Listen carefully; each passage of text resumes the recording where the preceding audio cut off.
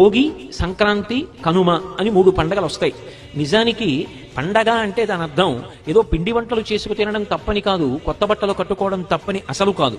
కానీ దాని యొక్క యథార్థమైన విశేషాన్ని తెలుసుకుంటే అబ్బా, ఇంత పవిత్ర హృదయంతో వీటిని పెట్టారా అనిపిస్తుంది.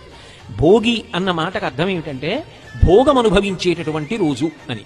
ఈ ఋతువులో సాధారణంగా ఏమవుతుందంటే పౌష్యలక్ష్మి అంటారు. ఈ పుష్యమాసంలో ఈ పౌష్యలక్ష్మి ఇంటికి వస్తుంది. పూర్వం ఇన్ని రకాలైనటువంటి ఉద్యోగాలు అవి లేవు. ఎక్కువ మంది వ్యవసాయం మీద ఆధారపడేవారు.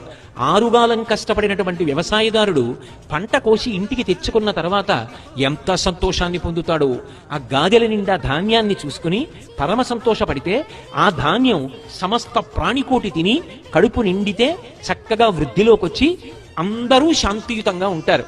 ఆకలి కేకలు ఉన్న చోట మీరు ఏ ధర్మ ప్రవచనం చెప్పినా ఎవడూ వినడు. ఆకలి కేకలు ఉన్న చోట శాంతి పాటించమంటే సాధ్యం కాదు. శాంతికి మొదటి కారణం ఏది అంటే అందరి కడుపు నిండాలి.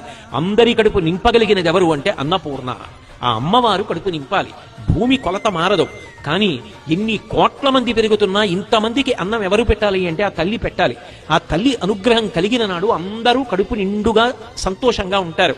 పౌష్యలక్ష్మిగా తల్లి రైతు ఇంటికి వస్తుంది. రైతు సంతోషంగా ఉంటాడు. అమ్మయ్యా, ఈ ఏడాది పంటలు బాగా పండాయి, మన అందరం సంతోషంగా కడుపు నిండా అన్నం తింటాం అని ప్రజలందరూ సంతోషంగా ఉంటారు.